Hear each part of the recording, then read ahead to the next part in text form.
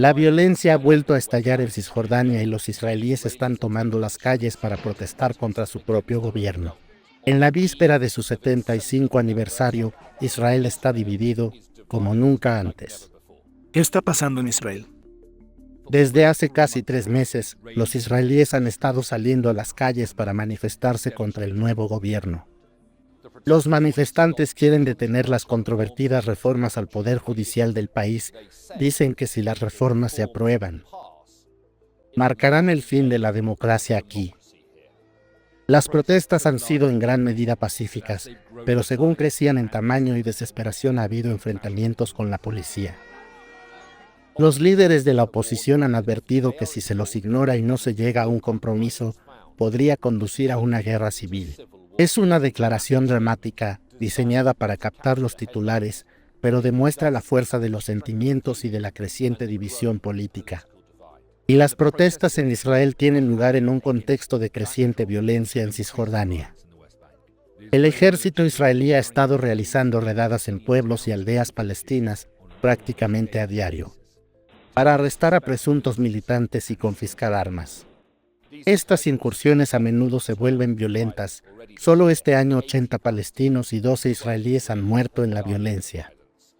Ambos lados también han asesinado a niños. ¿Qué está impulsando la crisis? El nuevo gobierno de Israel es el más derechista en la historia del país. Durante muchos años, la derecha israelí ha querido limitar el poder de la causa. Los nacionalistas están furiosos porque los jueces a menudo limitan la expansión de los asentamientos en Cisjordania y los ultraortodoxos quieren introducir leyes que se ajusten a sus creencias religiosas. Según las reformas, el gobierno de turno tendrá un veto virtual sobre los nuevos jueces designados y podrá aprobar leyes sin oposición con una simple mayoría de 1 en el Parlamento israelí, la Knesset.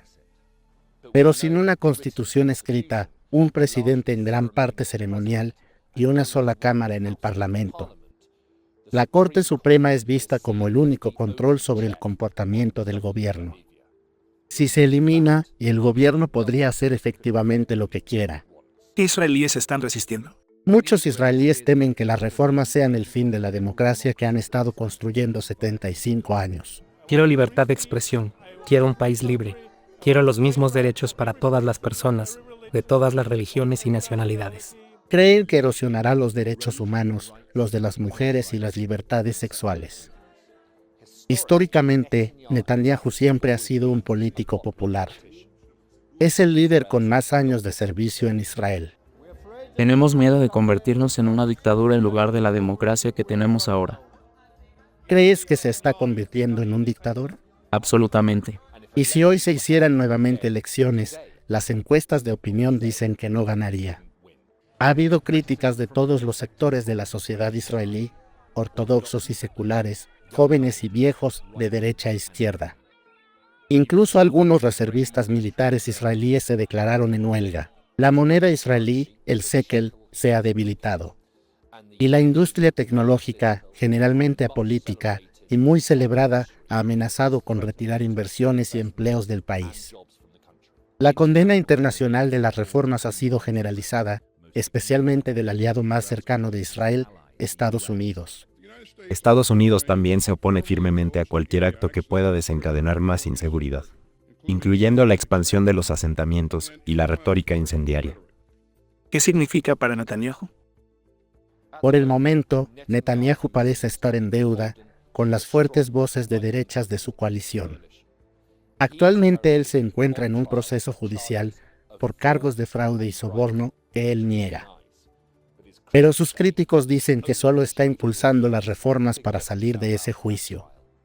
Tanto la oposición como el presidente israelí han pedido que se detengan las reformas para que puedan tener lugar las discusiones. Hasta ahora, Netanyahu se ha negado. Si decidiera pausar o diluir las reformas, se enfrenta a la rebelión en su gabinete y posiblemente al colapso de la coalición. ¿Qué pasa ahora con los palestinos y el proceso de paz? La idea de una solución de 2 estados es algo a lo que los diplomáticos extranjeros y algunos palestinos aún se aferran. Sin embargo, la realidad es que no estamos cerca de eso todavía. El nuevo gobierno israelí incluye a ministros de extrema derecha de alto rango que quieren construir más asentamientos israelíes en Cisjordania y redujo drásticamente los derechos de los palestinos. Muchos jóvenes palestinos han perdido la esperanza, tienen pocas opciones y están hartos de las incursiones israelíes en sus ciudades, y están tomando las armas para desafiar a los ocupantes israelíes. Todo esto conduce a enfrentamientos violentos y una espiral de muerte aparentemente interminable, con políticos de ambos lados que no quieren o no pueden detenerlo. Se habla cada vez más de un nuevo levantamiento, de una tercera intifada. ¿Qué pasará después? Israel se enfrenta a una crisis constitucional. Si el gobierno sigue adelante con las reformas y no han mostrado signos de desaceleración, entonces podrían ser impugnadas en los mismos tribunales que buscan debilitar. Si eso sucediera y la Corte Suprema finalmente lo considerara ilegal, entonces el fiscal general podría verse obligado a declarar a Netanyahu no apto para el cargo y los servicios civiles, incluidos la policía y el ejército, tendrían que decidir a quién obedecer, al gobierno o a los tribunales. Podría ponerse muy desagradable.